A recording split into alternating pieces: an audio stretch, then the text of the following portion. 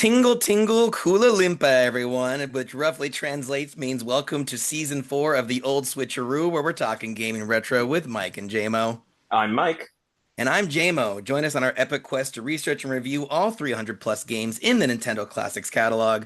Today we are Groundhog's Daying our way through the Legend of Zelda Majora's Mask for the Nintendo 64 in an episode that we are calling Bad Moon Rising. Now, Mike, I bet you already have something critical to say about my title, don't you? I mean, my first point was going to be your title slide's the wrong title, but Yeah, I was gonna say. They can't see this, Mike. It's a podcast. I know, which is why I had to tell him what you did wrong. Right. Excellent. Rising, I suppose you want me to point out that Rising is the wrong direction, I thought. I just wanted you to disagree so I could ask for a second opinion. Mike, I believe you have someone who is wonderful at Zelda opinions. Would you like to introduce her? Yeah, rounding out the four giants for this episode, we'll start off with our returning Zelda consultant, RiRi.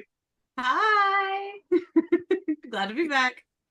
Good to have you back, RiRi, playing a game that's not quite as glitchy as Little Nightmares 3. Oh, there's still some jank. Don't worry about it. There's a little bit of jank. We'll get isn't into there? it. We'll get into Majora's it. got a little jank.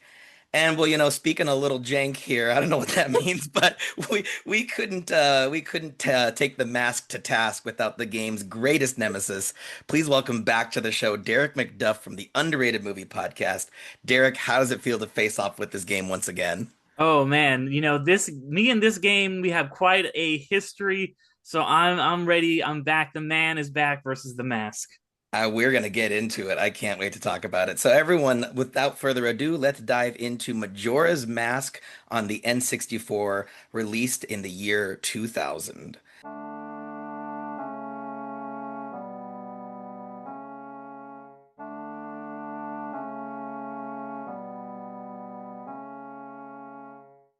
As described on Nintendo's classics, it's a race to stop the moon and save the world. Upon landing in the mystical world of Termina, Link must embark on an urgent quest to solve the mystery of the moon, save the world from destruction, and find his way back to the peaceful land of Hyrule in just 3 days. Use the Ocarina's power to manipulate time and plan your schedule as you solve mind-boggling puzzles and dungeons.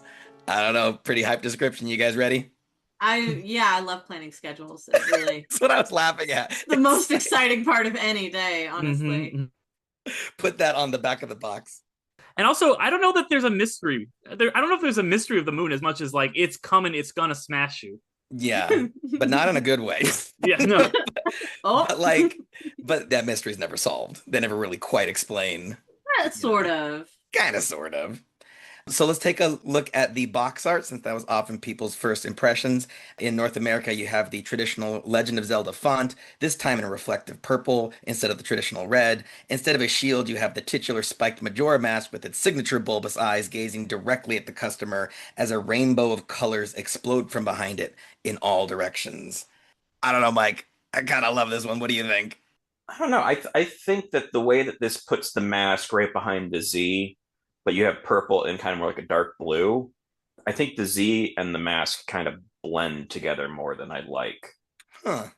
Derick, RiRi, what do you think? Immaculate. Thank you. Yeah. Hard agree for me. Obsessed. Yes, I love it so much because it's the classic Zelda logo, right?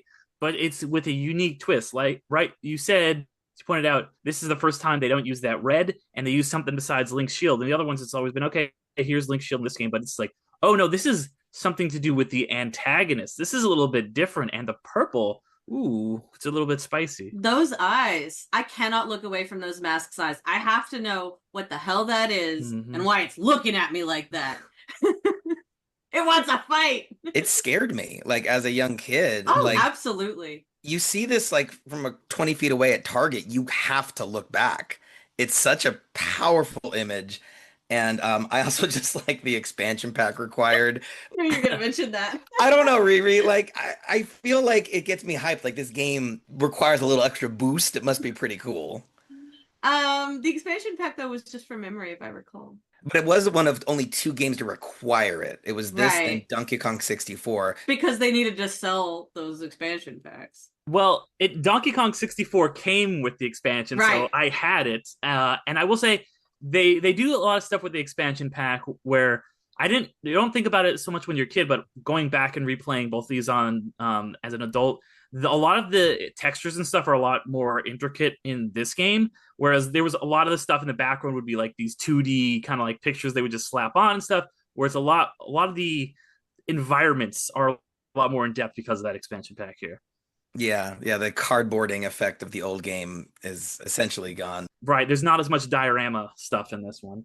But like RiRi's like, they had to sell those expansion packs. So anytime I had a game that needed it and I had it, I felt like elite. I was like, oh Right. yeah, don't even worry about it. I got expansion packs. Like, I tell my friends is all sticking out of the 64 and like everyone knows that you have.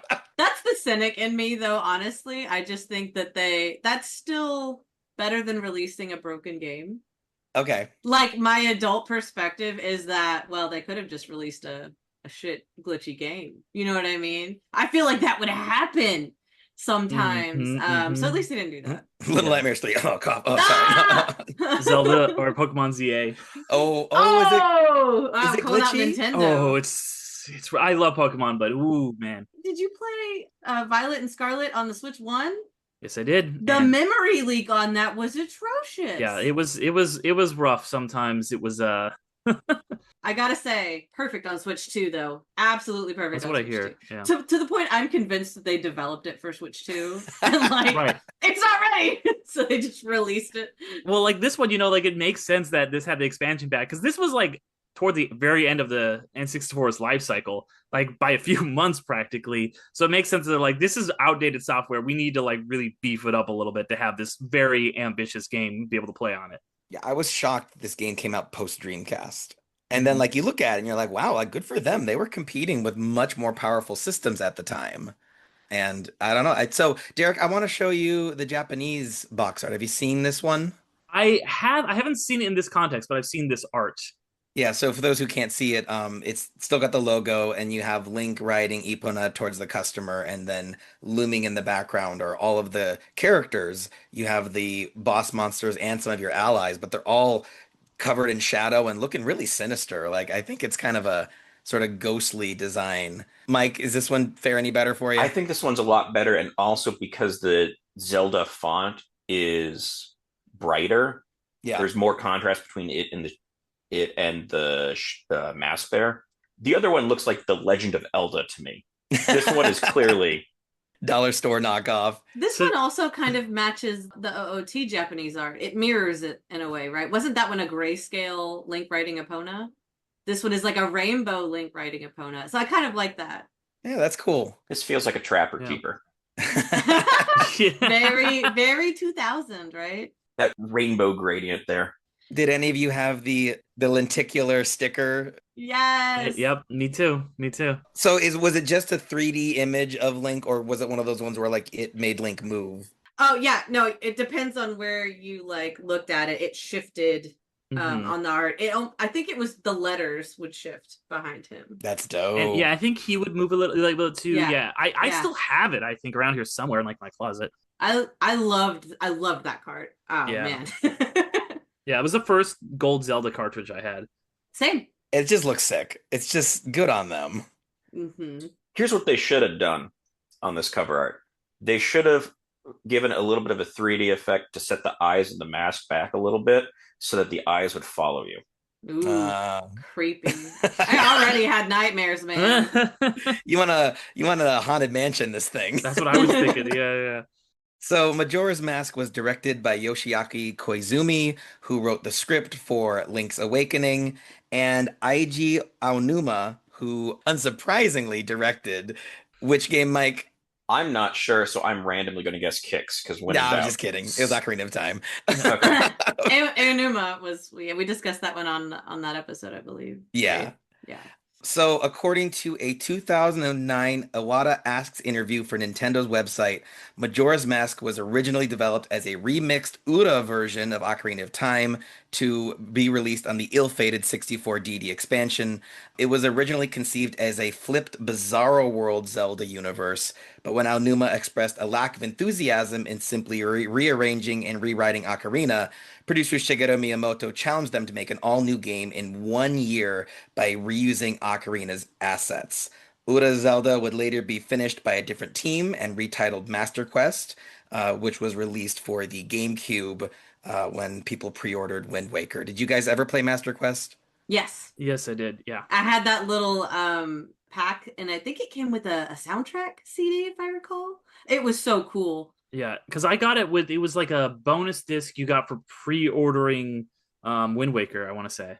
Is it better than the vanilla game? No, it's much worse. Master Quest?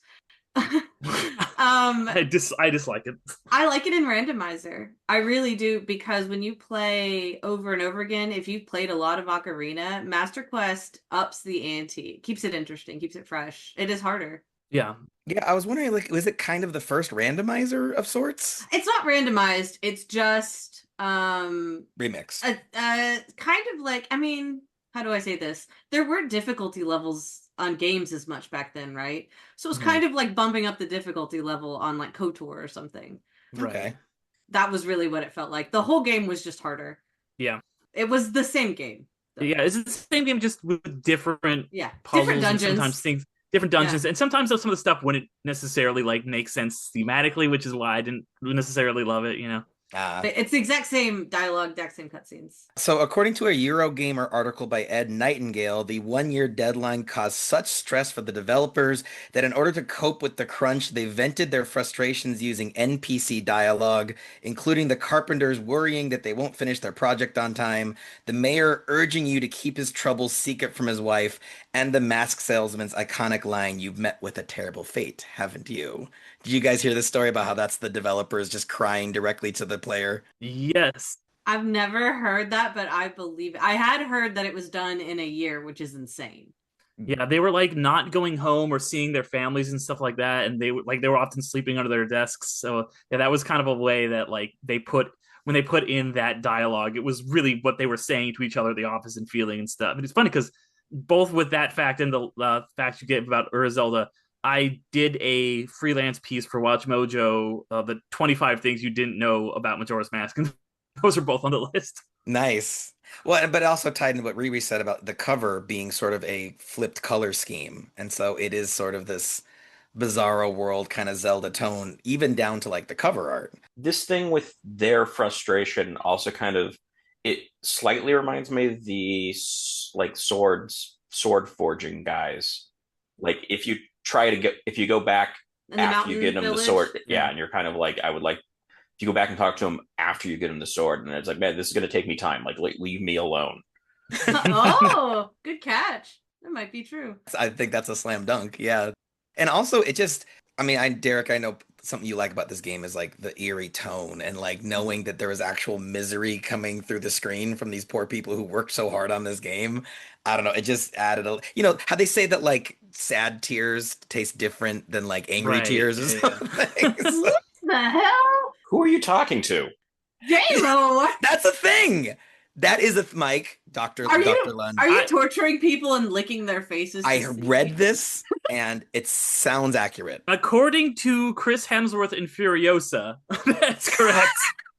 What the hell? Getting that underrated movie reference. Mm-hmm. All right, so Derick, you already knew about this fun fact. Did you know the movie connections that led to a misunderstanding about where this game's title came from? Yes, this movie, it's the combination of the director's name and of Jurassic Park, not Jumanji, which some people thought. Director Aonuma said in an interview that it was a Jumanji connection. And then years later, the actual art director said, well, no, it's my surname, which is Ima, and then Jura from Jurassic Park. Mm-hmm. So Ima, Jura, yeah, Majora's Mask, basically. Yep. And then the story, the time looping story, was inspired by a German sci-fi film called Run Lola Run. Have you guys seen it? Yeah, it's a great movie. Never seen it. Mike, you've seen this one though? Yeah. Okay. It's funny because it's very video gamey. That movie. Yeah, I won, and it's so I'm guessing there's a time loop. Yeah, it's less of a time loop like Groundhog Day and more of like she basically dies and then resets and makes a different choice. Ah, okay. I want to see it. That sounds good. Mike, would you recommend it? Yeah. It's good. It's good. I would recommend it. What year was that movie? Do you know? I'm curious. 96. It's giving very 90s, so Yeah, that's super interesting. 90s poster. Yeah. Yeah, it's like late 90s or midnight. I can't remember. 96, 98, something like that. So before we get into the Joy pros and Joy cons, what is our history with the game and how far did we get? RiRi, can we start with you? Absolutely. I already gave away that I played this as a kid. I was obsessed with my N64. My whole family played it. I think me, my mom, and my brother all beat this game, so I did beat Majora's Mask. You Nintended. Nintendo. Family computer. Very good. Thank you.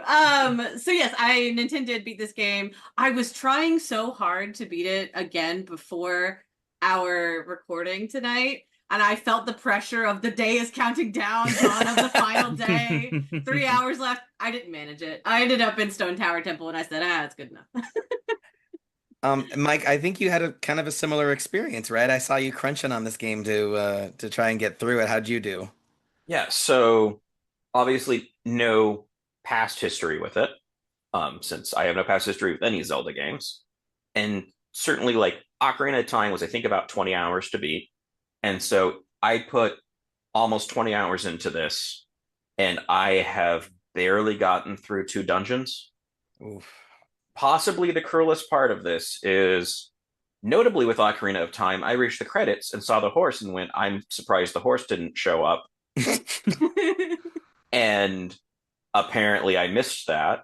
And so when this game starts off and you're on the horse, I'm like, sweet, I'll actually get the horse. Oh, I'm so sorry. And then it's taken away, and I found the horse and can't get the horse. So 20 hours in, still no horse. Oh, because you can't beat this one without the horse. it's true. You don't need her. She's optional, just like in Ocarina, as we learned. I thought you had to have her to jump over the thing to get to Great Bay. Oh, you know what? I bet you have to have a Epona song. Yeah, You're right. I think you do. Yeah. Oh, so you have to do that terrible alien sequence, don't you? yeah, I was gonna say that's such a Mike mission. You don't have to do the alien quest. You just have to do the training for it. Oh, okay. Well, Yeah. still, Which yeah, I do lame. love that alien side. We'll get to it later, but I I do can't stand love it. that alien. It's my Can't stand second it. favorite quest in the game. What's wrong with you? It's so fun. You just play the inverted song of Inverted. time. I mean, yeah, you just play inverted. That's Yeah, That's and why it's then- taken Mike so long. He forgot to play inverted. Yeah. When it was very clear I wasn't getting there, I went and checked out speedruns to at least have a gist of what I was missing out on. So I can actually say you can totally beat this game without the horse, because this is nuts. There's a way that you can glitch to an owl that's meant to be there for, I think, for the minimap, but is not otherwise accessible. And if that's the only owl you've marked as like a point you've been to, once you get the Song of Soaring, you kind of can go to any owl that you haven't visited in some insane stuff, which is how they beat this in, like, with all masks, that they can beat this in like a little under 2.5 hours. And then if you open the door to all kinds of crazy glitches, it's like a 25-minute game. Oh yeah, if you're doing like the like single frame, if you're good enough on your timing to do those. Yeah. This is like when you start manipulating the memory of the game, Yes. You start getting into 25-minute things. But It's called like IFG or something like that. I consider that breaking the game, not beating the game. Oh yeah. Yes, I would agree with that. that is why the all mask one that's like 2.5 hours, they're like, yeah, this is no major glitches. We're gonna do a bunch of stuff, and you're gonna wonder why that counted as no major glitches, and that's because the major glitches are insane. Right. Well, so I had never played this game in any form before preparing for this episode, and to me, I just knew it was the spooky Zelda game. The image of the moon has been living rent-free in my head for like the last quarter century. Like it is such a striking image, that I would just think about it. Even though I'd never played the game, every time I saw it, I just had to, ponder it and think about how scary that would be. So I also was feeling the time crunch. I've been busy lately, and so like with Mike and RiRi, trying to finish this, seeing those days counting down had a real visceral impact on me. But thankfully, this is my first N64 game on the Switch 2, which Mm. you can rewind the N64 games on the Switch 2. Oh, I didn't think about that. Yeah, holding down the Oh. minus button Boy, only on Switch. Using that bullshit again, Jaymo. Hey, Guy Org listen. would have gone so much faster for me if I had remembered that. Dang. So using the new N64 Rewind feature exclusive to Switch 2, Mike, they should be sponsoring us, and abusing ZeldaDungeon.net. That site has been my social media for the last couple days. I Nintendo did beat this game just in time. Nintendo!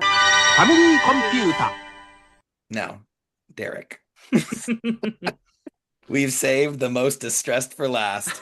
Tell us about the 2011 short film Man vs. Mask. Yeah, so I mean, when I was, I guess it would have been 21. I had already been a very big Zelda fan for quite some time, and this was not my first time playing Majora's Mask, but it was my first time in many years playing Majora's Mask, and I bet my brothers that I was like, you know what, I bet I could just beat that game in a day. And not use any guides or anything like that. I didn't remember it super well, but I'm like, I'm good at Zelda. And so my brother's like, all right, you're on. And so I decided, because it was just like this, budding, movie obsessed guy. I was like, I think I'm going to film the whole thing. And and I did. So I filmed myself in trying to beat Majora's Mask in one day without looking anything up or anything, just all from just figuring it out off the top of my head. So if I could do it from 24 hours from, I think I started around 1 o'clock on one day, if I could beat it by 1 o'clock the next day. And I will say, the thing that makes that really difficult is you don't get a lot of heart pieces in this game, or a lot of heart containers in this game. You only get the 4. So if you're not going out and getting heart pieces doing all the side quests, it's tough. So in the end, I played through it. Do you want to spoil it? Should I spoil it? I won't spoil it. So I'll give you my other history with it then. Should I just? Gotta go watch it if you want to know what happened. Yeah. Well, so I can, I'm going to gush about Derick for a second. He knows I'm a fan, but like there's some real filmmaking here, because it keeps cutting away to him asking his friends and family about, hey, Dad, you think I can do it? And Dad doesn't want to be on the camera. He's blocking it with his remote. But it's just this fun little slice of life that, was very much a moment. Like I felt very much back in the aughts when watching that. And there's moments of genuine thrills.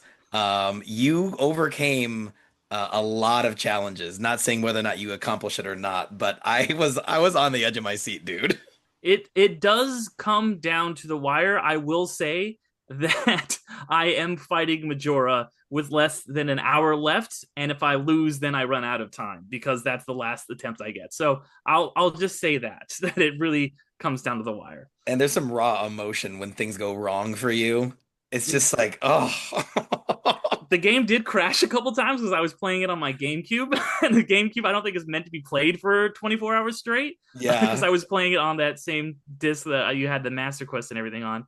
But yeah, aside from so that documentary is called Man vs. Mask. It's still up on my YouTube channel. You can go look it up. It'll be in the show notes. See the wee baby Derick. But aside from that, as I mentioned, I did play it about 10 years before that. When it came out in 2000, it was actually, I want to say, because I had played Ocarina of Time before that, and I was obsessed with Ocarina of Time. So when they were like, there's a new Zelda coming out, I was like, oh my God, let's freaking go. And I don't think I had even beaten Ocarina of Time when I started to play Majora's Mask, because I was a kid and I was like having a tough time with Ganondorf. So I very quickly became obsessed with Majora's Mask. I got the guide, so I could that time I did use a guide when I was a kid to get all the different masks and stuff. And in the original, my kid days, I did beat Majora's Mask because I got all the masks and I beat Fierce Deity Link. Nintendo! Family Computer. Thank you. You got Fierce Deity Mask? I did. Oh when boy, I bet that Majora fight was way easier with that, huh? it was significantly easier to the point where I had never beaten him without the Fierce Deity. I was playing Jaymo, Man versus did you Mask. get Fierce Deity? No, what Ah, what they're referring to is that if you get all the masks, there is the final 24th mask, which I am told makes you absurdly strong in boss yes. fights Mhm. to the point that people wish they didn't get the mask because the boss isn't even fun. It's too fast. Yes, it's not even a fight. You just destroy him, and so that's why one of the reasons why when I was trying to beat it in 2011 without having done any of the side quests, getting all the masks, I was like, this is really hard. I've never beaten him the real way before. Also, I don't have a lot of health, so even and not very many bottles fairies either. So it was really tough. And then finally, I did just a few months ago go back and play this on the N64. And this time, not only did I beat it and get all the masks, including the Fierce Deity mask, I 100% it. I got everything. I got all the bottles. I beat all the side guests, and I did a little bit of Jaymo bullshit in that because I would.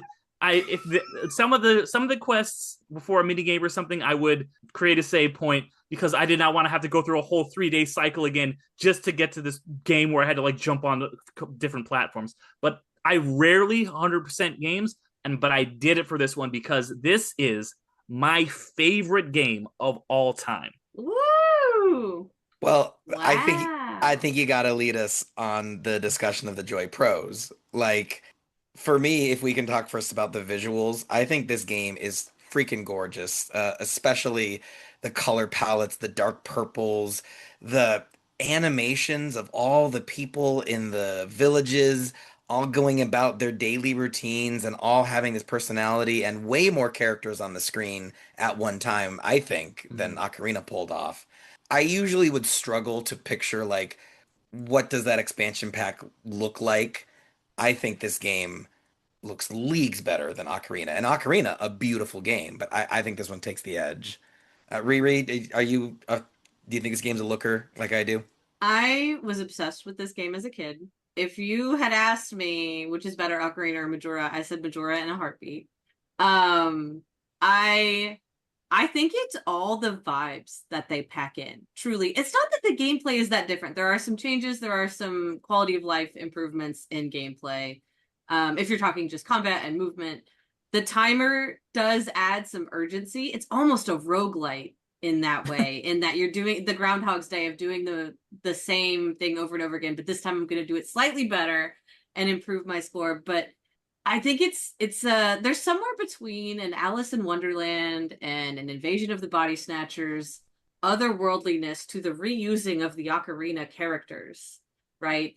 These are I know this person. I spent, 40 hours of my life last year talking to all of these people, and now none of them know me. Their names are different.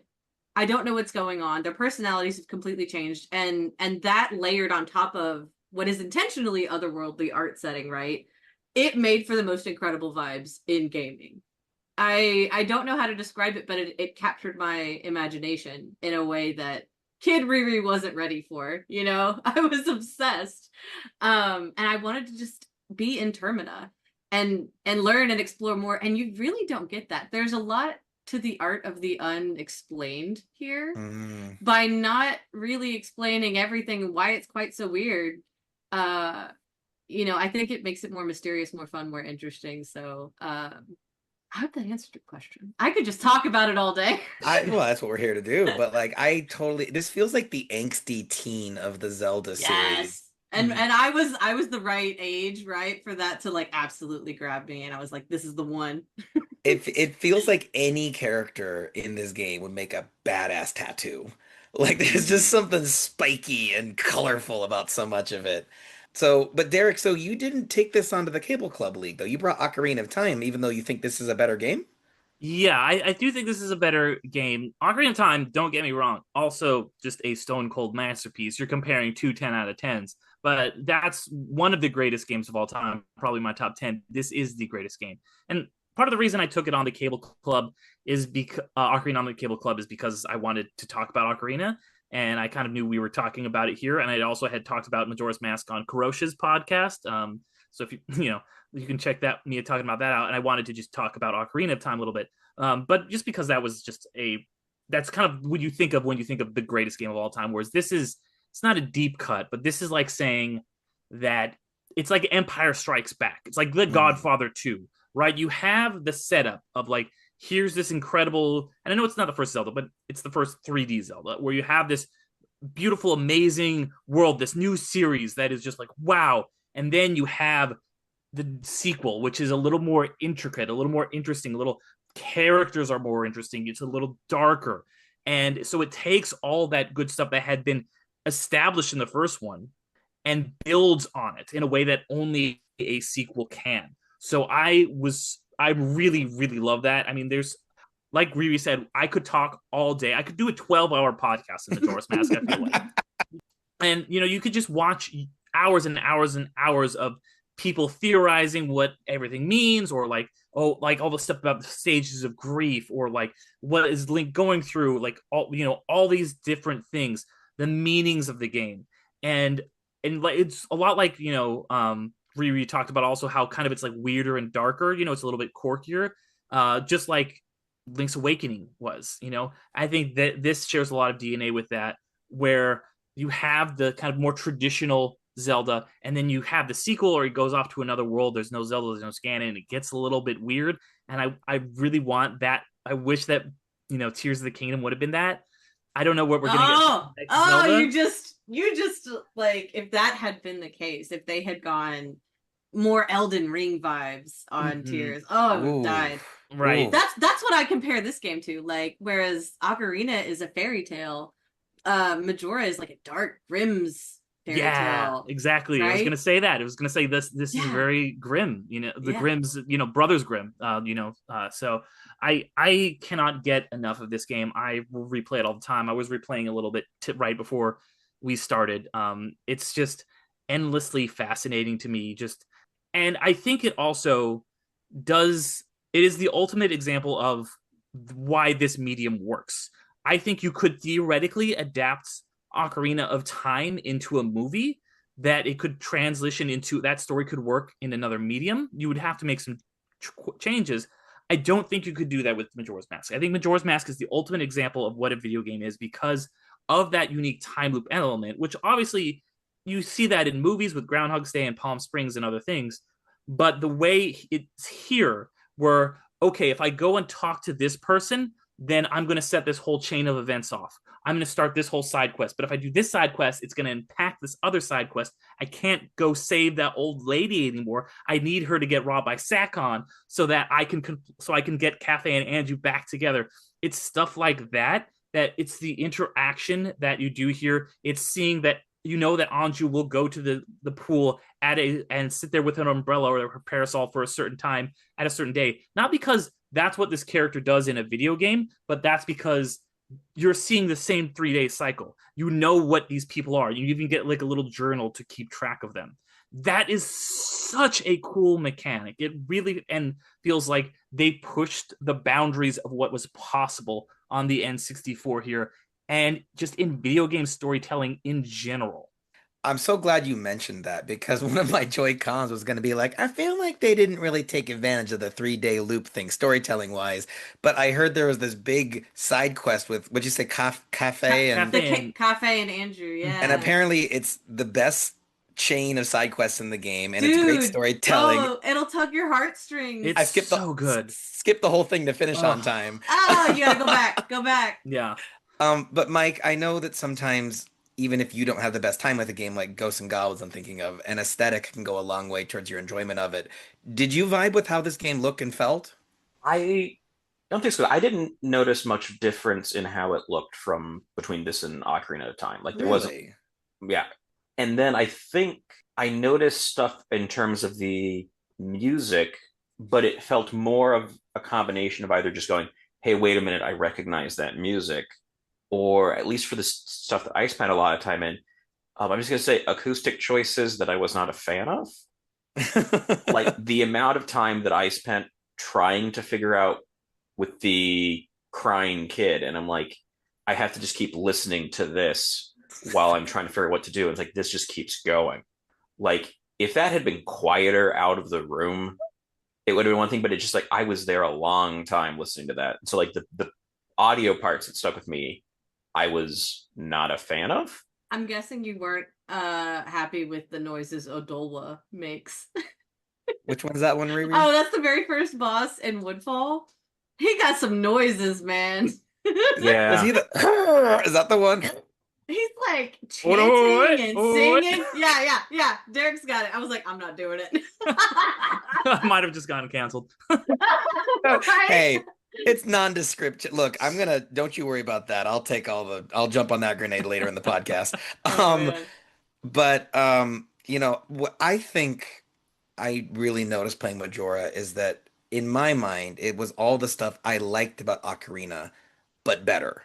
Like the Ocarina system, I thought was so interesting in this game in the way that you could modify certain songs to get a different spell, quote unquote. Song of Time most obviously. And then I loved the part when you are in the Zora Kingdom. Or is it the the Goron King who's too old and can only remember the first part of a song? Yeah. The elder. You learned the Goron lullaby in 2 parts. Yeah. And then later on in the Zora one, you have the feuding band members, and so they don't want to work together. So you got to get half the song from this fish and half the song from that fish, and then you combine it and bring the band back together, and they play the credits. I was just like, hell yeah, we got the band back together. Like there were so many. Can I ask a question about the band you bring up? Yeah. There. So is that the same band that like the manager is in the town for, or is this different? Yes. Yeah. The Indiegogo's. Are they?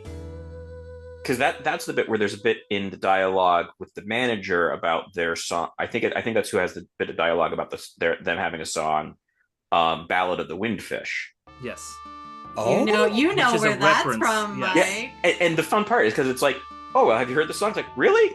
And it's like, wait, no, I have, which You which have. now makes a lot more sense when you bring up or I think you mentioned that one part of the creative forces behind this were also Link's Awakening. yeah. Yeah, and I will say one cool thing about that song, and you guys, I don't know, 'cause the side quests are really what make this game. Like, as great as the main stuff is, the side quests are really the juice, and that was something I missed when I did that Man versus Mask. Is I was like, man, I wish I could go see that hand in the toilet and all this other stuff. And one of the great quests is after you do the aliens and the Romani thing, you can go to this bar and you can meet them. And in the bar is the manager of that band and also the manager of the traveling troupe that is in town. And he's just kind of drunk and angry. And if you piece by piece play all the different songs while they're doing like a sound check of the Ballad of the Windfish, you stand here, you play the ocarina, you stand here, you play the drums, you stand here, play the guitar and the pipes, and it all comes together and makes this incredible song. And he's like moved to tears, and he remembers like, this is why I got into this show business. It's moments like that. It's the characters that you're connecting with so deeply by making the impact in their lives, and that's why I love that thing about the notebook and like doing all these side quests. And even after you beat the game, the Happy Mask Salesman says like something akin to, look at all these people you've made happy. And you only get to see them in the credits when you've done it. Yeah, Jaymo, your credits weren't complete, by the way. Not at all. You get more credits if you complete more personal side quests. Yeah, it's just like the empty mask when you haven't completed that quest. Mm-hmm. Right, which is kind of dark. Gives you a hint to Right. go fix that if you want, if you choose to. Which, like, there is the option to, you can start your save file and it's the start of the 3 days again. Before you go to the moon, you can try. It makes it very friendly to go back, in my opinion. And I love that mechanic of the number of masks you collect determining how good your ending is. Because it's not like you get a bad ending if you don't get enough of them. That would have been irritating. But you don't get to impact as many lives if you haven't touched all of their lives. And so I can see, Derick, what you're saying. Like, it really has this feeling of like a town that's really alive, and that you could drop in on any one of these NPCs and they'll have an elaborate backstory that's happening in the background the whole time. Meanwhile, the moon is always just out of frame, and if you ever look up, it'll always be staring at you, reminding you of the doom that's coming. It's like, this is such good storytelling. I would say like where Ocarina is like Disney, this is like Tim Burton to me. Or like Or Micah. Alright, Yeah. what's up? Underrated podcast. That's right. I've totally seen all of those movies. Jaymo! Mr. So- Link, eh? Let's talk about the masks. I think they're run the gamut from really cool to just really quirky to like, what the hell? Why is this in the game? Can we do a mini game minute? Yeah. Okay, you guys tell me your favorite mask, and I'll give you your tarot reading Oh, I love of that. what that means about you. Can I? We're gonna call this TaRiRi reading. All right. Ah. Well, Riri, can I ask favorite mask in terms of you like the vibe of the mask or you like the effect of it? What do you mean? I'm gonna leave that to your interpretation. She's right. You trust the cards. Your Okay, heart just all goes to one of them. I got my answer. Might be a little on the nose, but I like the weird kinky all night mask. That's like Oh, the Jaymo, that means you're lonely. You just oh want somebody no. to talk to all night long and listen to you and Oh. really, really hear what you're saying and not fall asleep. I mean, I started a podcast for a reason, so here Oh, you guys it's like are. you're a talker. Oh, Yeah. Jaymo. But it's just like you look at it, and it's like to me, it's clearly like leather, and your eyes are bulging out, and you kind of have like a gag on, and the implication is that it's forcing your eyelids open so that you don't fall asleep during the old lady's story. Like, Isn't it something like it's implied somewhere that it was like used by the Garo or something for torture purposes to keep their enemies up at night or something like that? oh God. there's I think if you click on the mask in the start menu, there's some text. I could be wrong. Mhm. I think it kind of looks like a gray, very surprised pincer. Pincer, nice. Is that your choice, Mike? Oh yeah, Mike, I think you should go next because you didn't see all of these. So of the ones you managed, did you have one that stuck out to you? Yeah, I put a description of all the powers for you to reference, Mike. I mean, all 6 masks that I saw. I mean, of those 6, I guess I'll go with the frog. Oh, the frog. I do like So, that one. Very similarly, you just want to be understood, right? Aw, You just want to be friends. Like I like that. you just, and you want to see people and understand people, and you want them to see and understand you. Connections, right? It's like you started a podcast or something. Spoiler alert, these are all about starting a podcast because all you bros started a podcast. Well, let's ask the last podcaster. And can you read your own reread? And I don't know if that's- I will do mine after. Okay, It's funny. all right. Okay. I think mine is an interesting. I don't really like the look of this mask, more that I like what you have to do to earn it and what it does for you once you have it. And that is the couple's mask. Oh, it's so like we were just talking about. So I always call it like the romance mask. I'm sure it's called couples mask somewhere in there. I agree. The look is lackluster. But yeah, couples mask. You're a romantic at heart. I would say the same thing for Cafe too. Honestly, that was almost. I almost went with I because that's the figured beginning. I thought and that's we the end of the talked quest. about right. Could Cafe the mask. couple's mask be described? It's like basically like an oval with a weird kind of like crisscrossing design on it. Looks like a mummy mask to me, like when I look at. But there is one that's more yeah. mummy-like. Yeah. It's not the Gibdo mask. I guess it's a little wider. There's no eyes. There's no mouth. There's no nose. There's no indication it's a face at all. I think it's just a design. I thought it was some kind of like shapes balancing, some kind of the fact there's some symbolism I wasn't detecting. But you It mentioned looks like abstract to me. I don't It's know. basically an engagement ring, but a mask. it's dignity. It's dignity, Mike. Riri mentioned the Gibdo mask. If I can just jump on that real quick, that had one of my favorite mask moments where the poor little girl in the dusty canyon has her father who's become like the undead essentially. And my first instinct, okay, slash it. And she runs in and goes, "Stop, that's my dad. Like, leave here. Please don't kill my dad." And you get the Gibdo mask, and then you can you can talk to her, or you can talk to the zombies and you can cure him. Truly, truly beautiful, heartbreaking moment where you play the song of healing, the masks comes off him, and then there's that reunion. And your fairy Tattle, by the way, we haven't even talked about it at all. Tattle is so great, big improvement over Navi. Sorry to the 3 people who like Navi out there, but like Tattle is just so much better. 100%. And she's just kind of like, hey, dude, give this father and daughter a moment. Like she's been afraid of her own dad for like months now. And also, I'll say something about that mask and the other two spooky masks. If you wear any of them while you're in Ikana Castle, the Redead will not attack you. They will do different weird dances. And if you wear the captain's hat when you're in the final battle, I forget his name, Igaladu, the main the king of Ikana Castle will for a second like think you're the captain and be like, how'd you get so small? Wait, you're trying to trick me. They talk to you like everybody thinks you're the captain if you wear the captain's hat. It's pretty good. Yeah, it's awesome.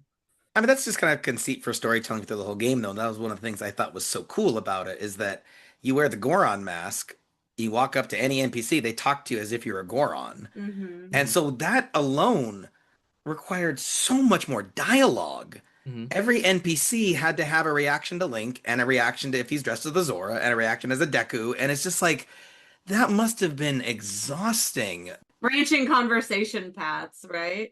Or like if you wear the cafe mask, like some people will be like, I haven't seen him, I don't know where he's at. You wear it to like certain people, they're like, he's not, like you go to Romani's ranch because there's a whole rumor that like he ran off with Romani because there's a love triangle there happening there where Romani definitely has feelings for Cafe. And like she's like, he's not here. Or if you do it to like, you know, Anju's mom, she's like, get that shit off your face, get out of here. You know, it's like, and so many of the masks do that with so many characters. Yeah. Very cool. So with the one that's more distinctly bandaged, and that if that's you play the song Healing and then like just the bandages come off, did Jeremy just try to kill a leper? Is that, or is there more to that? Because that's all I'm taking away. Leprosy's not spreading on my watch, Mike. Wow. Okay, so my favorite mask, yes, is the Bremen mask, which is the Angry Cuckoo mask. Because when you have it on, you have the option to play a march, and you play a jaunty little tune, and you high step around, and it's really cute. And if you do it in one of the ranch areas, you can get all the little baby tiny chicks to follow you. And if you line them all up, they'll turn into full-grown cuckoos. And that particular dialogue is so sad because the reason you do that quest is there's a cuckoo keeper who is sad that his poor chickens are never going to make it to maturity because the moon's going to crash, the world's going to end, and they'll never live to see adulthood, right? So you can use the Bremen mask to march them around. It's precious. And they can all hatch and become, you know, adult cuckoos. And he'll give you the bunny hood as a reward. So it's incredibly easy to get. And the bunny hood is absolutely OP in this game. It's so good. It's so OP. It's so necessary. It kind of makes opponent like redundant at that point. So the Bremen mask is I want to have all my little minions and all my little followers follow me around, but growing because of me.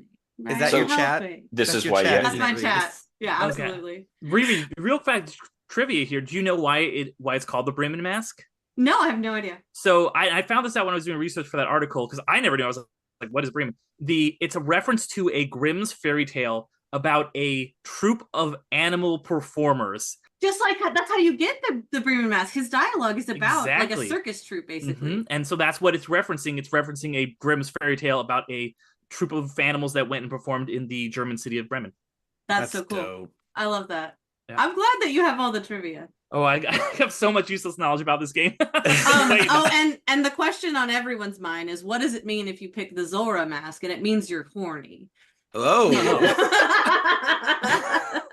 Sexy fish people, one of our very first popular TikToks. Jaymo's I see he's leaned into it because he's put the description of Zora becomes sexy. That's the effect.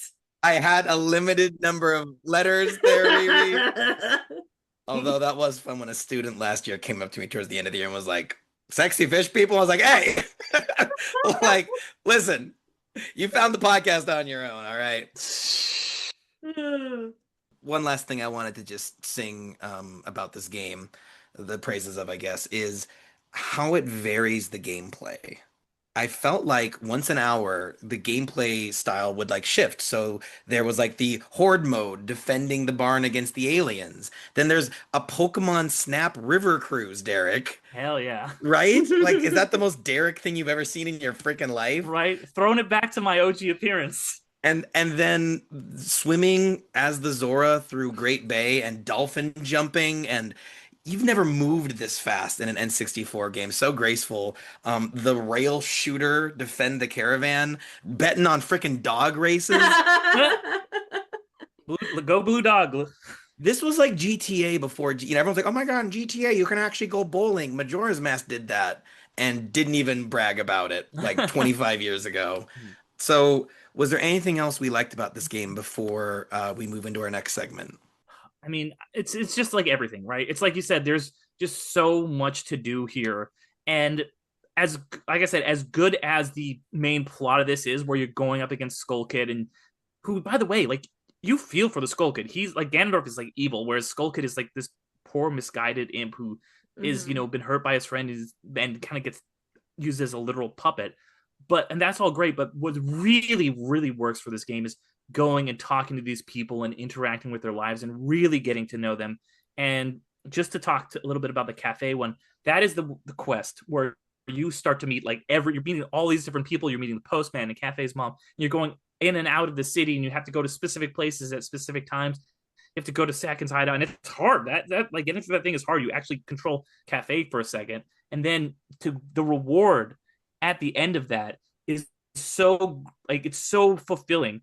And that I don't think there's been very many moments in any video game that touch me as much as you're there with Anju and you're waiting for Cafe to come, and you're just like, when is he going to get here? And the moon is going to fall, and she is like, I have accepted my fate, because if you don't, she will leave. She'll go to Romani Ranch. But if you intervene, she's like, I trust that he's going to come here, whatever happens. And then when he finally gets there, with like a minute left, they're about to be obliterated by this thing. And they're like, whatever happens, we are going to face the morning together. How can you not be romantic about that? That was the whole subquest I skipped.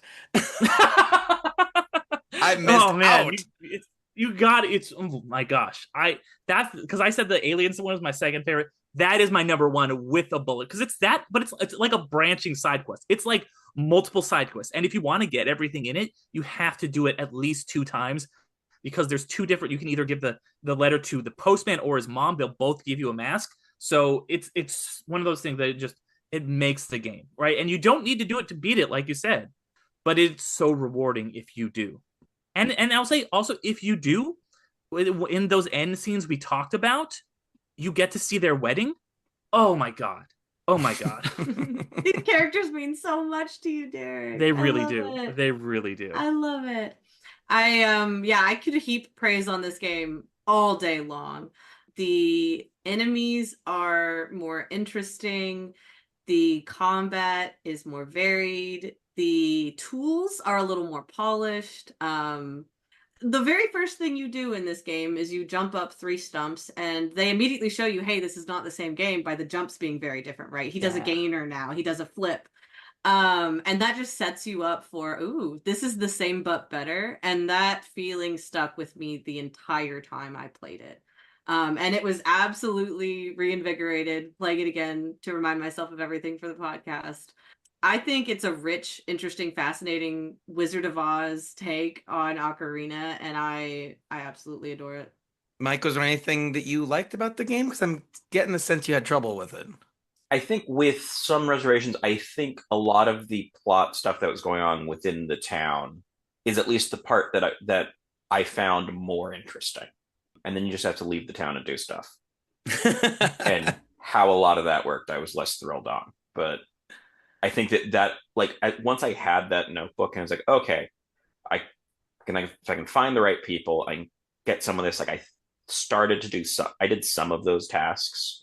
I don't think anything to the full happiness stickers on there, but like the training with the postman that I somehow got the 10-second thing. Yeah, I always what? I cheated. I had to cheat to do that too. I cheated. I don't know how that happened. Amazing. It took me about 4 or 5 tries. Mike's the true Zelda player here. Did you attempt Goron Racing? Did you get that? Yes. Did you win? Did you get the gold dust? Yeah, I'm gonna have that's gonna come up in a later segment. I shocked myself this time around. I haven't done it in years, and I managed it in 3 tries. Absolutely Oh, flabbergasted. My heart was beating so hard when I was like, I'm gonna do it, because I didn't give myself that much time to try, right? I thought, oh, I'll do it a few times and I'll move on so I can beat the game. Shocked, shooketh. The skills from childhood reemerged. Wow, good for you. Thank you. My skill was holding down the minus button and rewinding when I made a You mistake. cheater! Oh, I man, think didn't even I think think I got about first that. place in about 45 seconds. But Get out! Oh my god. Never mind. but the Goron though, the Sonic the Hedgehog spin attack that you can do that RiRi's referring to, it's a race against all these other Gorons and they're all rolling and they're all going up boosts and jumps and it's so thrilling. But then that also is my favorite boss fight against Goat, the big bull. Oh yeah, absolutely. Yes, that's such a good boss fight. Completely agree. Top tier. It's in this donut arena with walls, so it's roller derby. It's Mhm. you versus the giant bull roller derby fight to the death. That's just a cool sentence. That's like a movie Mike would own. Like, Derick, get on that movie. What you've just described is rollerball. You know that, right? I've never seen Rollerball, but I've heard All legend of right, it. it's a date. You guys gotta watch it Right. now. The original or the remake that ended First up one, getting then the the other. director sent to jail. Bit of both. Okay. Well, I had a quick mini game minute. Although we still want to play it. Yes, yes, multiple go. minutes. Let's go. I like your minigame minutes. I just wanted to do one. I like them. Thank you, RiRi. So this one's called Two Masks and a Lie. In this mini game, each player will list 3 costumes they've worn at some point in their lives, with the caveat that one of them is totally fake news, challenging the others to guess which mask is not to be trusted. Derick, what's yours? I will say my 3 are 11 from Stranger Things, a literal wall, or Skull Kid. Keeping the Majora's Mask themed here. I feel like Skull Kid, I think it's a trap. I think he wants us to assume he must have dressed up as Skull Kid, but he loves Skull Kid. I'm gonna agree, because I know how much foam work that is. If he had a Skull Kid, I think they sold them. oh, okay, never mind. I think I remember those being in stores the year this game came out. Maybe they were. I don't know. Maybe they were. They And were. then Who knows? what was the first one again? The first one was 11 from Stranger Things, complete with the Egos. Take off your glasses and hat. I want to see you. No, I'm kidding. I'm gonna guess he was never Skull Kid. That's my guess. Yeah. I have to say the same. I feel like a Skull Kid costume would have come up in the past, and I don't think it has, if it had happened. So you're also guessing he never dressed as Skull Kid? I think I'm also going to go with that. All right, Derick. All right, you guys all got it. Yeah. Nice. I was. That's too much work, man. Yeah. I was like, you know what? I'll say Skull Kid because I'm here on the. I have been Link multiple times, but I have never been Skull Kid. I was 11 for Halloween in 2016 complete with a blonde wig, a box of Egos, and a pink dress. I was also a literal wall in a production of A Midsummer Night's Dream. None of us questioned Wall at all. By the way, you noticed that. Yeah, you guys were like, Derick a wall. Yeah, that checks out. But in Bottom's play, Exactly. So in the wall. Yeah, Oh, exactly. So good. So that's it. So you guys, we're all tied now. Everyone has 1 point. Ooh. All right, Mike, you're up. All right, I'm choosing to give 4. All right. The mushroom the caterpillar from Alice in Wonderland sits on from the Disney's Main Street Electrical Parade, the square piece from Tetris, the Lighthouse of Alexandria, and the house that the party was being held in. Man, I know one of your costumes and you didn't pick it. This is cheating. You're giving us an extra one. It's harder for us. I know it. I know my boy. Okay, say him again, Mike, please. The mushroom the caterpillar from Alice in Wonderland sits on from Disney's Main Street Electrical Parade, the Lighthouse of Alexandria, the square piece from Tetris, and the house that the party was being held in. That the house thing seems like some shit Mike would do for sure. 100%. Because he dressed as the Hubble Space Telescope one time at an astronomy party. Oh, we know. He bragged about that on a past season. Amazing. I thought for sure I'd have that one. The Rizzler. And the fact that he specified from the electrical parade and not from the movie is like, okay, so that seems like it's that one. So it's between the Tetris block and the library. Was it the Lighthouse of Alexandria? The Lighthouse of Alexandria. I swear I've seen the Tetris one. Yeah, I was leaning towards the Lighthouse. I think it's the Lighthouse. That's going to be my answer. I could see you just walking around like in a T formation all day. Yeah, I feel like a lot of Mike's costumes are structures instead of characters, right? Yeah. No, Derick was the wall guy. I'm gonna go the mushroom thing. All right, Mike, I know you were the mushroom. Oh, With working lights I remember. and music and smoke. I also remember the Lighthouse of Alexandria. Right? Yes. Yeah.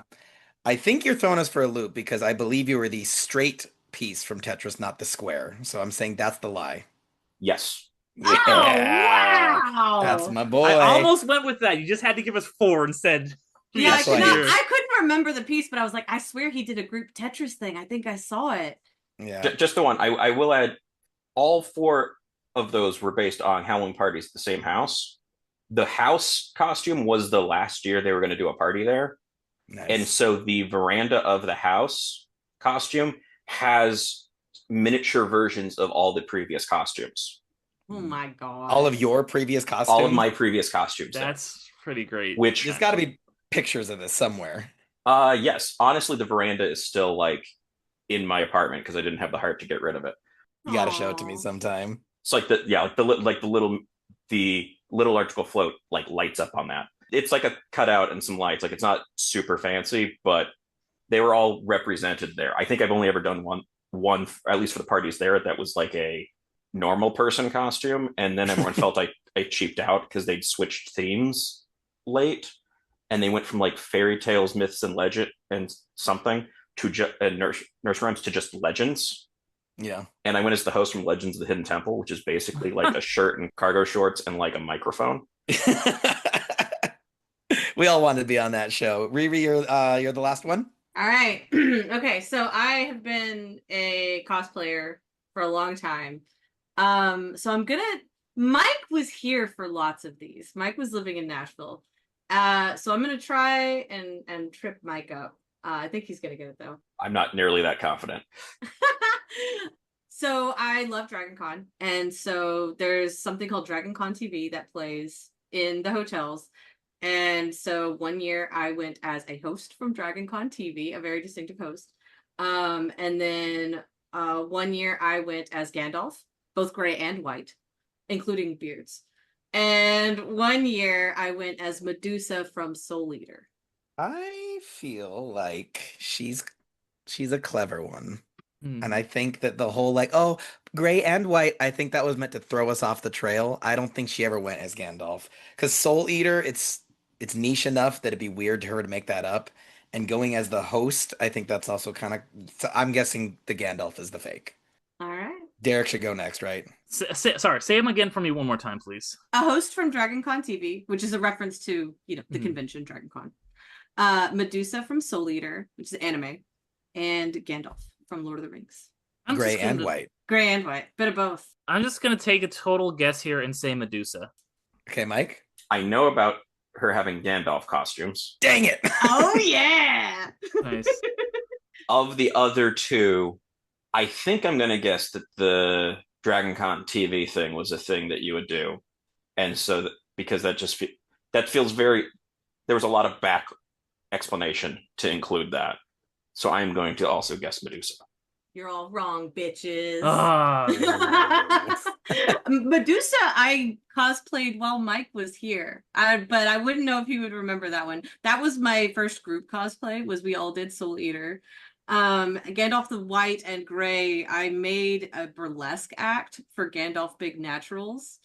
And I start as Gandalf the Gray, and I slowly become Gandalf the White. It's my favorite thing I've ever done. And I reprised it at Dragon Con this last year. That was on Instagram. So I was like, Mike has seen that picture. Season 4 is starting off juicy. You'll notice RiRi's theme of costumes that turn people to stone. And I have never done a DCTV cosplay. I would absolutely love to. Okay. Dragon Con referential cosplays are usually a big hit at Dragon Con. It's my favorite convention in the whole I think I world. just got that joke Mike made.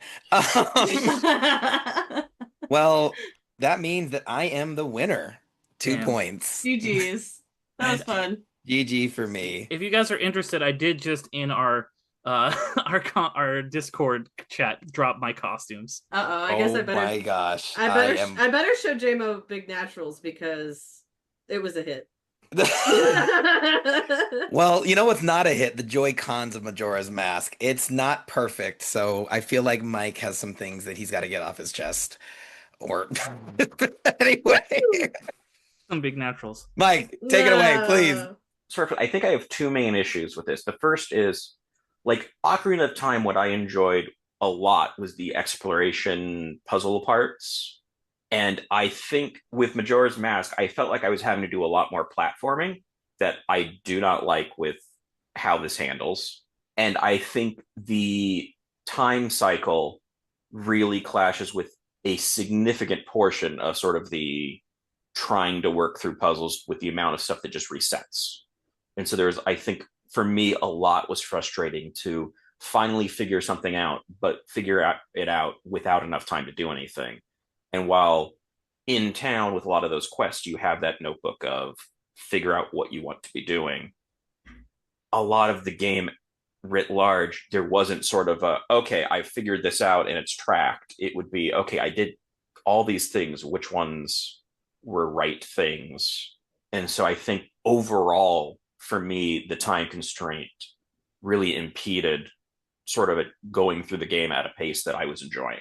But you guys said there was like a notebook that would keep track of how you've influenced the town. I never found it. Really? You never did the Bomber's Notebook? It's one of the first things you get. That's the first thing you ever do. Yeah. He never came out of the Bomber's hideout as regular Link. He only came out as Deku Link.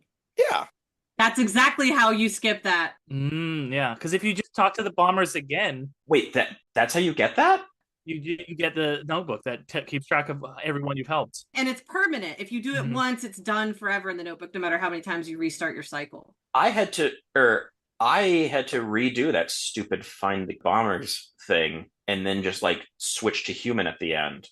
Yep. That's a very valid way to do it. But I think that does support Mike's assertion that some of the logic in this game is kind of convoluted, or Mike, a term you taught me, it's kind of moon logic sometimes. You know, there's certain things like, oh, this will only happen if you look a certain way, but there's no real indication of how you should be looking and what mask you should be wearing. There is one part later in the game where you have to let an enemy grab you so that it tosses you out onto a platform. Don't tell the elf. The what? So don't tell the elf. Don't tell the elf. Toss me. Toss me. Yeah, but like, but you know, the whole game you're trying not to get grabbed by these freaking things. Oh, but this one time, that's how you solve the puzzle. Kind of clever, sure, but also kind of annoying. The light puzzle, Derick, RiRi, this wrinkles my brain because that is not how physics work. You don't. This is a fantasy world, Jaymo. Okay, light still follows the laws of science. This is the guy who was saying, well, you know, don't think about the rules of Fred Claus too much. It's a fantasy world.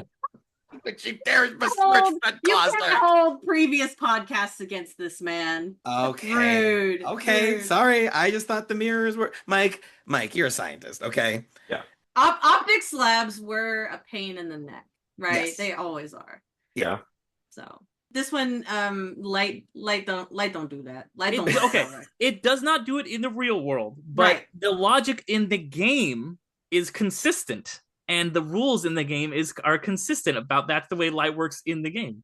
So, Mike, this puzzle, you have to shine the light, right, at the mirror for, like, let's say 10 seconds, and then the light will continue to shine out of the mirror for 10 seconds. You're charging the mirror with light. You're charging the mirror, or there's some weird delay that happens, and then you have to run into the path of the reflection you just made to then point it to a different direction, and you're basically kind of tossing light back and forth, which sounds cool, but I was just like, I don't know. To me, a really good Zelda puzzle, it like feels obvious once you figure it out. And I was like, that was a little weird because I wouldn't think to try that But it teaches you right before that. I feel like I naturally did that because my hands just aren't that steady. Right. Okay. I'm a very lackadaisical platformer. I will get grabbed and tossed and go, oh, I needed that. Thanks. Or an enemy will hit me right up onto the platform I was trying to get on. Oh, thanks, Octorok. I needed that boost. You know what I mean? So this, like, I just noticed it lingered, right? And exactly. Okay.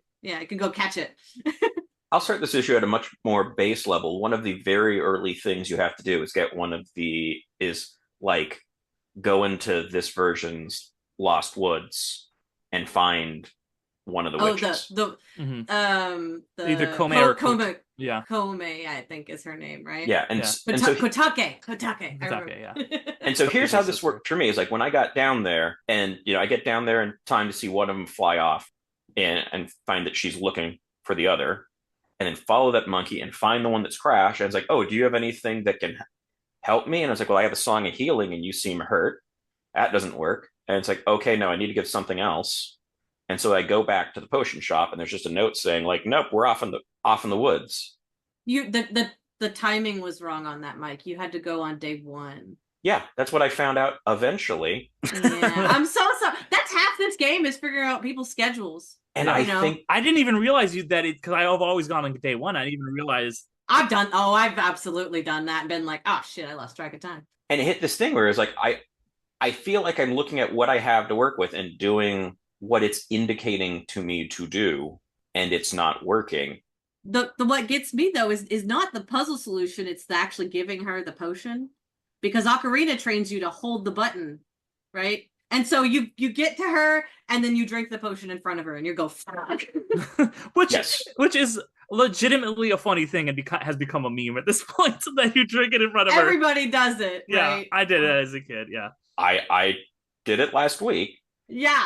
In that same category of using a thing, and this was also frustrating, is like I won that race despite my frustration that at the end of the race, it should really tell you what your place was and or your time. Because if you're focused on racing, and then as soon as it's done, any information about how you did goes away. So it's not like, oh, I'm getting faster, so this is working. It's just like, I don't know what happened.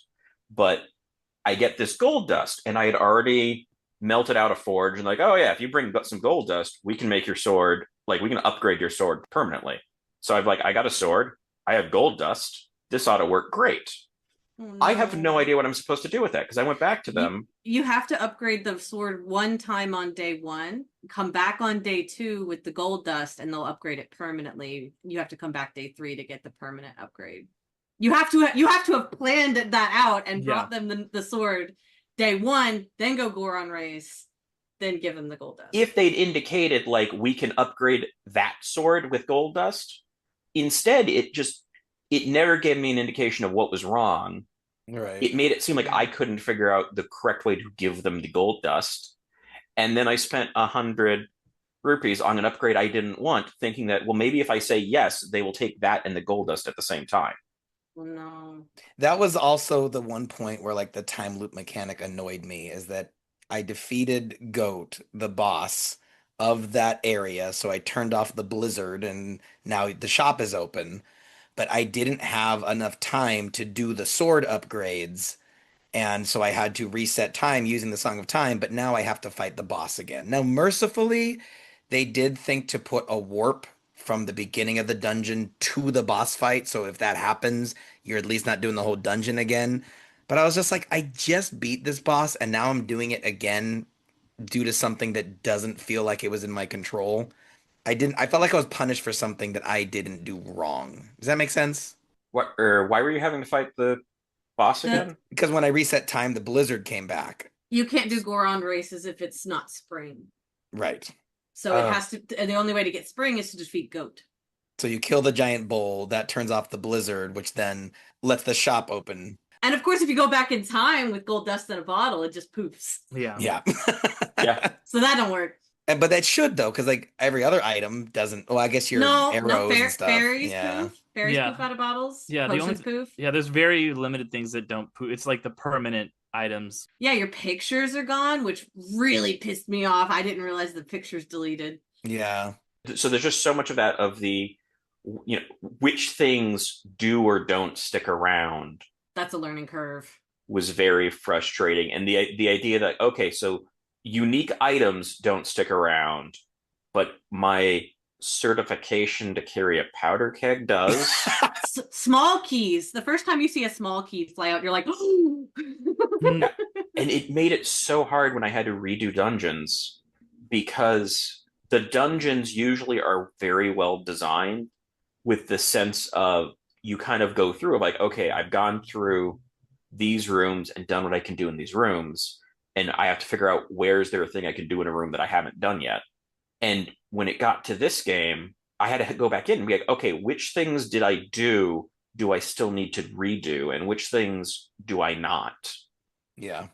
That's harder to keep track of. Yeah, and I think I finally had to go through like, okay, don't do anything with fire arrows until I would go into that room for the fire arrows, and just fully redo everything, because there wasn't that sense of, it was harder that it went back in and still remembered parts of what I had done than if it didn't remember anything.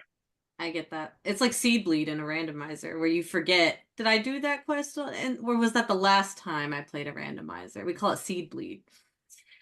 This has the little bit of that effect it's the roguelite thing where, you have to do it again and again and again, which is so popular these days, right? Yeah, it's a real But at least with some setting. variation. I did at one point write worst roguelite like down, Oh no! and then cross that out, because I was like, because it's like, well, there's no randomness. Like, I would almost welcome the randomness, because at least then it would be like, okay, I'm failing unexpectedly lucky on this round.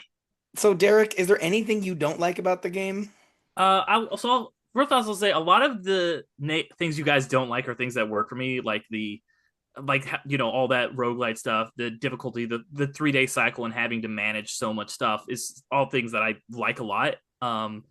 Because it just makes me think about the game so much more, really have to like work everything out. I will say though, and this, Jaymo, there is one boss battle in this that I strongly dislike. Is it Gyorg? It's gotta be Gyorg. Yes, it's Gyorg. It's Gyorg. Gyorg sucks. Oh my god, I had 3 fairies. That's how I beat him. It's really just like a really like brutal battle, and it's not like fun either. It's like we talk about Goat and how fun that is, because you're using the Goron mechanic to such a great effect, whereas you're not, like, you still have to, the fact that you have to turn into a Zora and go back on the thing feels like almost a punishment instead of a fun thing. That's the one part of the game that I don't love. And another Joy-Con I have is actually not of this game, but it's of the 3D remake, which I think is really bad. I have because you talked about the Link's Awakening 3D remake and how I still prefer the old one, but it's a lot to love in that new one. This just kind of takes it and changes things just to change them all the time, and makes them actively worse. All of the bosses are like weird and like have like big Majora eyeballs that come out of the back of their head. Now they're just like, here's the weak point, and it's a lot easier. So it takes out that kind of like difficulty curve that I was talking about. And also stuff like the Zora swimming, which we talked about how good it is. It's so nerfed. The Deku hopping is like weird and it doesn't work anymore. Like things aren't spaced out right anymore because they made the like little running thing. So the 3D remake, I will say, for the 3DS, I think 2015 it came out, is pretty bad. But other than that, I'd say Gyorg is, in the actual N64 game, is the only thing that I actively dislike about it. Since you brought up the bosses, and like, how are you supposed to beat the first boss? And that's what I love about that first boss, is you just beat him any way you can. Yeah, you wail on him until he shuts up. Yeah, you can throw bombs, you can do Deku stuff, you can just hack and slash. He sets you up to think like you're gonna have a cycle or a sequence or a way to do it, and it's like that's not true at all. Right, you just gotta fight this guy, Okay. But I liked that though, because like I did. felt like I'm expecting this pattern thing, and it's like never materializes. Yeah. For him, it just feels like a full-on slugfest. And then the giant twin mold fight where you put on the giant mask and become Kaiju Link for that one boss fight. It's gimmicky, but it's cool. Fun, yeah. I like twin molds. Twin molds. After Gyorg, everything's better. Yeah. God almighty. Is there any way to do that fight with taking no damage? Like, surely somebody's figured it out, but oh my god. I tank it. That's the only way I can do it. Tank it with the electric attack underwater. Yeah. That's it. You have to hit the fish and then jump down and attack it while it's stunned underwater. But like So annoying. there is some moments of tension where you're on the platform and it's ramming the sides and it's trying to knock you into the water, kind of Jaws style. And you climb up so slow, and half the time he snatches you right as you're climbing up, and you're like, no! And he does so much damage to you. Oh, he chews you up like you're candy. God almighty. So I have a Joy-Con and I think it's gonna make Derick vomit blood probably, but Oh. I do feel like the ending of the game I was a little underwhelmed because like spoiler alert, but you fight Majora's Mask. It's like a flying version of the mask, right? And I was certain that there was going to be an element of time in this final battle. I thought for sure they're going to be like, oh, the Song of Time doesn't work anymore. You've got 6 minutes to take this thing down. But, the game removes time limits during the boss fight. And I was like, I kind of had wished. I just was reminded in Ocarina of Time when Navi's like, I can't help you, sorry. And you're denied Z targeting. And you're like, oh crap, this thing I've been relying on is gone. I missed that moment in the Majora fight. I'm gonna bet you didn't, because I'm gonna bet you rewinded that sucker. Hey. Yeah, if you're just straight up fighting this guy like you're supposed to, Okay. it's a fight. Okay, but it's not as interesting as the Ganon fight. I would say it messes with you because it's 3 distinct phases, the easiest of which by far is the middle. Yeah, where he just dances kind of creepy. So weird. I do like that it is obvious that the mask was the problem and not Skull Kid. Okay. Whereas all of your masks are, you have full control over them, right? It's implied that the mask is controlling Skull Kid here, and that's the evil in it. So in that way, it's narratively satisfying. That's all I'm gonna give it though, because it's weird as hell. Yeah. And not fun unless you're fierce deity. Yeah, the vibes. I think it's a relatively tough fight, and I think the vibes, like RiRi said, are pretty on point. Like it starts off like very ominous, and then it gets weird, and then it gets like kind of free, like just like oh shit, like it's really on. So I like the 3 stages all kind of mirror like your experience playing Majora's Mask. Okay, I could see that. I could see it. And then also, full disclosure, the end of the game was spoiled by the Smash Brothers stage. I was when I got to Great Bay, I was like, oh, I know that build. This is a Smash. I'm gonna look up pictures of that Smash Brothers stage. Oh my God, there's the end of the game right there in the background. So... I have such a soft spot for the Oath of Order though, and seeing that, like I hear the Oath of Order in my head. I can't not. And Jaymo, I will say, as someone who beat Majora's Mask and then 4 years later played Super Smash, to see that happen in the background, I lost my fucking mind. That was the coolest thing I've ever seen. Yeah. And also, let's just admit that, the moon, the inside of the moon being an empty field with one tree, that's anime AF, right? Yes, it is. The isekai vibes were strong, right? I mean, Yes. this is an isekai, right? I think we can all agree. Oh, yes. So, they really drove that home here. And it is... Here's another piece of trivia for you guys. It is very directly inspired by Battleship Yamato, a anime from the 70s, where they go off to a planet that is gonna that's gonna crash into the Earth or something like that. And they see a landscape that looks quite a lot like there's this intense thing, and they get to the planet, and it looks a lot like this. So they drew on that heavily. Here I was going to accuse them of being derivative of the Star Wars expanded universe. I knew you were going to talk about the moon crashing into Chewbacca. I just knew it. Which was a year before this game. I mean, that's a dope way to die. So the only thing that could kill Chewbacca is a whole ass moon. He goes out yelling at the moon as it's coming in. That's hell yeah. Metal as hell. It was mostly rock. Oh yeah, all right. Okay, here's something you can't argue with, okay? The subquest where you sell pictures of the girl to the voyeur. And you sell a pirate picture to another guy, too. A lot of creeps in this game. A lot of great dudes. 100%. There is, even the bomb shop salesman creeps me out, man. Skeevy dudes. The great fairies are just as suggestive and uncomfortable as in Ocarina. What happens with the fairies if you actually get all the smaller fairies from something? They boost your powers, where you get more magic. You get the spin attack for the first one. You get double magic for the second one.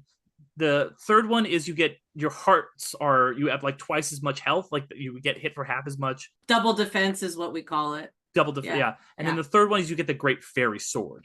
Best Well, one. I didn't learn until the final fight that if you drink milk, you have unlimited magic for a day. I was like, dang it, that would have been helpful this whole game. Good old It's a specific Chateau kind of milk. Romani. Yes.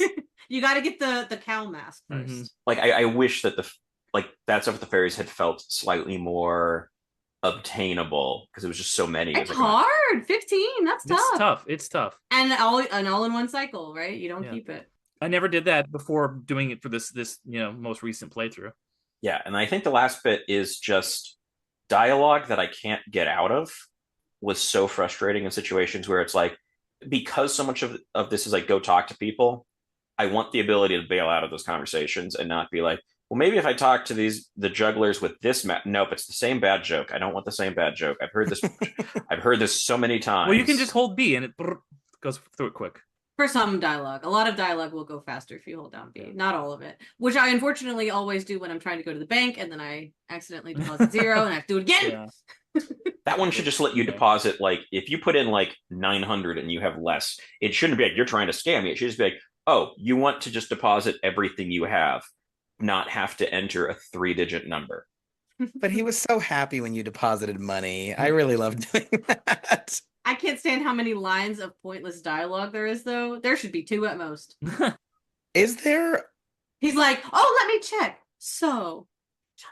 Is there a theory for why the Zelda banker remembers you? I think that's so interesting. The stamp. Oh. He stamps your head the very first interaction he gives you. See, that's what he's doing. He's leaning over to check your stamp. He's like put some invisible ink on you. Yeah. Like he can see. In the time thing, I'm also going to say that, like, when you do the masks that are, I guess, like the transformation masks, those should do the creepy torture animation the first time. You can skip it. You can skip it. I did show him, yeah. I had to get told, and it's otherwise obnoxious. And it's like, you could just do this once and then never make me watch that again, or do it once to change to, once to change back, and not have to do it again, and not make it be a thing I have to. I can't imagine anyone who knows that they can skip that not skipping it every time, which tells me it's no longer necessary after like the first time. Fair. Good. That's a good Joy-Con. I agree. Yeah. But I skip it every time. I just hit A, so it's... Yeah, I'm an impatient gamer, and I was spamming the button anyway, which is why I always skip. But I do like that body horror element of it. It's almost like Animorphs when they would transform into the animals, and they would just be this creepy David Cronenberg thing, Yeah, the game makes it very clear. These are dead people. The first mask. You didn't like it enough to watch it every time. That's my point. Yeah, no, I didn't. I fully skipped it, and that's why I'm glad you can skip it. Yeah, what I'm saying is, I thought it was really neat the first time, but it shouldn't be you have to find out you can skip it. It should just be don't do it again. Yeah, but it's not like it's tough. You just hit A, it's not some crazy, You can even just hit the same button you put the mask on. Yeah. Which is what I do, because I'm impatient. It is crazy, though, that like the game makes it so clear. These are dead people, spirit imbued in a mask. The first one, it's not obvious. But there's hints. It's not directly told, but no. But if you do the butler race, you do. no, I don't think it's clear at all until you do the butler race, and he's like, "You look kind of like my son," and then you put it together. Oh yeah, there was that weird tree that got pointed out, and then the second mask is a ghost, right? And you watch the ghost become a mask. You watch the Laura die, and then you get a mask, and then you have to think about, oh shit, I was a dead Deku that whole time. That's fucked up. Yeah, he's like, you look like my son, and then you see, and then in the credits too. Yeah, if you do the butler thing, you see him crying by that thing. So that's like did him dirty. He gets no happy ending because that happened prior to the first Song of Time. Yeah, it's so that moment is so sad, and it's one of those things in the credits too that like if you don't go off and do his little side quest, you get robbed of that really powerful moment. I never clocked that. Oh, this is also a dead mask thing. Yeah, but I mean, the further you get in the game, the more obvious it is, because it's like, oh, you're this Goron warrior that everyone was sure was dead. Hey, you're back. And then they RiRi mentioned the Zora body. That one's really brutal. You bury him. Yeah. You witness his last words, which is a weird, tonally weird song, by the way. He rocks too hard. He rocks himself to death on the beach. And then you see a skeleton, but it can still talk to you. That I've seen in a movie. Weird, man. It turned out to be the band Wasp. All right, guys. Well, before we get to our rating, let's do another segment of Rank and Retro, where we are ranking every game in the Zelda series covered thus far in the Old SwitchAroo. So far, the rankings are as follows. We've got Ocarina on top, followed by Link's Awakening, A Link to the Past, Legend of Zelda Four Swords, Legend of Zelda on NES, and my boy, Zelda 2, bringing up the rear. Panelists, raise your hand and keep it raised if you think that Majora's Mask is better than Zelda 2. All right, that's everybody. Better Everyone than in the entire world, I think. It's just that. even me. Raise your hand if you think Majora's Mask is better than the original Zelda on the NES. Okay, better than Four Swords. All right, that's still the three of us, Derick, me, and RiRi. Then we got Link to the Past. Better than Link's Awakening. Okay, I'm looking at you, Derick. Oh, Derick already revealed he thinks this is the best game of all time. All right, if you think it's better than Ocarina of Time. Oh, dang, we didn't lose anybody. We are in complete consensus. The official Old Switcheroo best Zelda game so far is Majora's Mask. Very, very cool. I'm very excited for that. And I think it's well deserved. I think, guys, with that, we're going to call this game over for today. Let's declare the game as a Nintendo or a NintenDON'T. Let's start with RiRi. It's 100% Nintendo for me. If you want to see where so much Zelda comes from, and the story behind this game is just as impressive as the game itself. It's really a story of limitations can sometimes make for better art than unlimited resources, right? They had 1 year to make this game, and somehow the reuse of assets enhanced it. It made it more narratively fascinating. It fits in the category of games as art, right? For the context that it falls in. And I'll never get away from that. Although ironically, I think it's Miyamoto who said a rushed game is a bad game forever. Yeah. A delayed game. But ironically, Majora, a rushed game, absolutely legendary. So is it a Nintendo 64 in your mind? Oh, I think I think so. I think it's a Nintendo 64 purely because it is iconic, it is exceptional, it is Ocarina but better. Okay, but I think Mike would disagree with you. Mike, can we go to you next? Yeah, so I think there's parts in this where I kind of keep wanting to like this. Like a lot of the stuff that's the story quests around the town and all that, that there's something there that I want more of that. And I kind of feel like the way it handles time, not that it has the time, but like the way it handles it and the amount that directs into things like platforming and what I think are poor directions rather than just puzzles.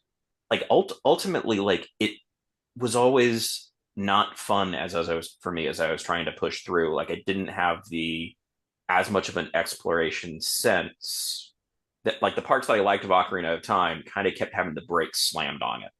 Yeah. And so I think for me it's a Nintendo. Well, Mike, we learned from the TaRiRi tarot reading that you just want to be understood, and I disagree, but I understand you. And I will add like Kill forewarned us that like there's that this can be a somewhat divisive game in some regards. Yeah. And I've seen a couple other things in the last weeks, coincidentally, of people kind of saying that same thing. Like, yeah, I don't actually like it because that loses what made the previous one fun. Like to me, I put it like I think Link's Awakening and Link to the Past are probably my favorites of the ones we played. Yeah. You're a 2D top-down Zelda Top-down boy. And I appreciate the hell out of you for that. Well, Derick, need it be said? I mean, is Nintendo Wii a category? Like, because I would jump straight over GameCube. Like honestly, I already told you guys this is my favorite game of all time. Right. I think that it takes one of the greatest games of all time, The Legend of Zelda: Ocarina of Time, and takes it to the next level. It just takes that game's bones, quite literally. It's using its assets and reworks them in such a fascinating, interesting way. Like RiRi said, this game only exists because of the limitations, and I'm no way like advocating for crunch or saying that was a good thing. But in this situation, because of this limitations that were imposed on them, they had to find a way to make great art. It's like the shark in Jaws. When you don't, because the shark wouldn't work because you couldn't see the shark, it made it so much better. And they had them having this smaller, time to make the game, forced them to make the time loop, the whole 3-day cycle, to make all like reusing all the characters. It takes everything from that first game and elevates it. And it, like I said, this is the, for me, greatest thing that a video game can do. You can only do the things in a video game that are done in this game. The side quests are the thing. And you could not really do that in a movie, right? You could do that maybe in a book if it was a choose your own adventure. That's the closest, I guess, that you could come to this kind of freedom where you're going to be like, what does this person do? What does this person do? It also just, I love the tone and the vibes and the atmosphere, even the little tiny things that you don't even think about, like the soundtrack, right? The skyboxes, how those will change on day one to the next day to the final day. You'll have this very nice, like, relaxing tune in Clock Town. The first day it gets a little bit quicker. In the second day of the third day, it's really quick and chaotic. It's all the same song, but it's disoriented and there's so many things like that. The way they implement all the masks and the way that works thematically. This is just a masterclass for me in terms of video game design. Yeah, I agree. I think the gameplay variety, its unique plot, its unforgettable tone, I looked forward to playing it every time I booted it up. And being that it is a shorter game in the series, this might be one that I would revisit. I mean, if they ever add 3DS games to Nintendo Classics, I got to try it to see if Derick's being crotchety or if the 3DS remake really is that much worse. But like, I think it's saying a lot that this game, I beat this game in like 29 hours and I'd still play it again, So Super Nintendo for me. So with Derick saying that it's basically built from the bones of the previous game, are you saying that even Majora's Mask, like the other transformation masks, is itself a dead thing?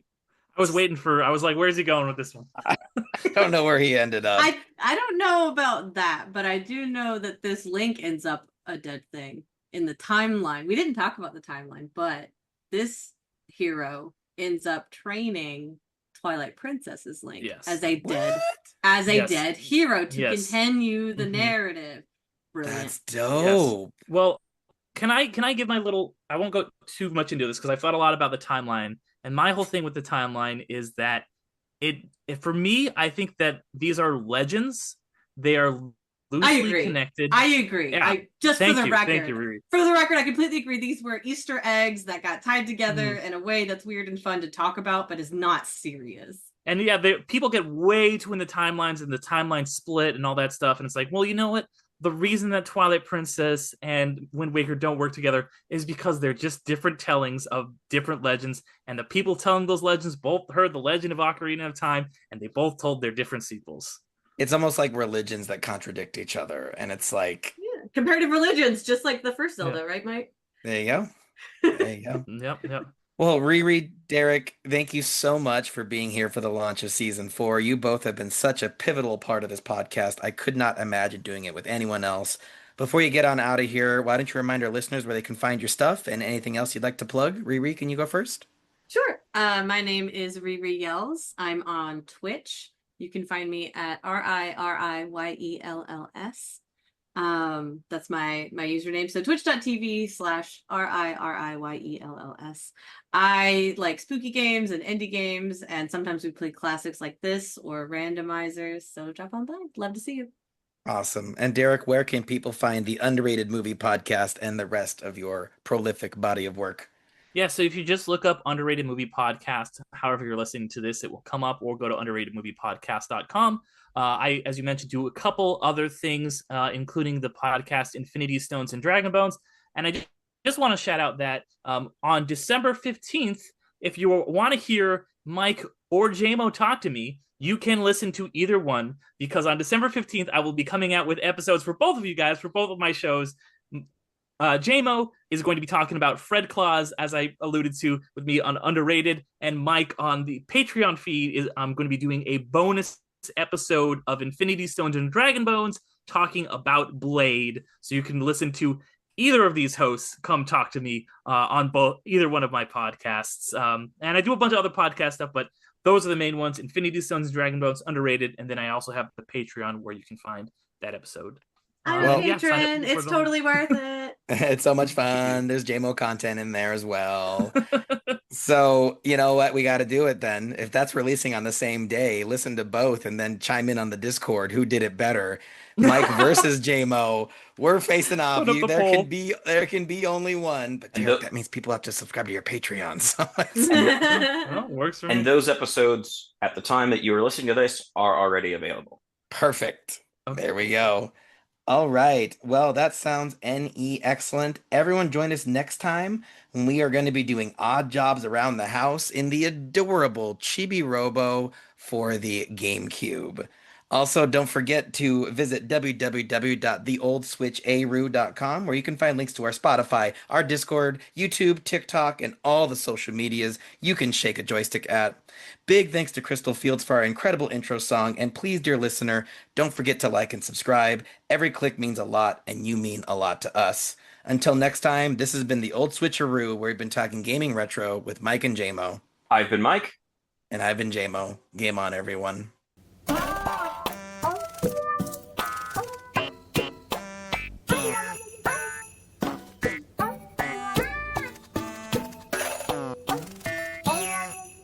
Mike, you still want me to play the sound effects? You like to, and then I just remove them. So go for You're it. gonna press the button. All right, we might have to cut this whole segment. No, keep it in. Keep it in. The people need to know. No, they don't.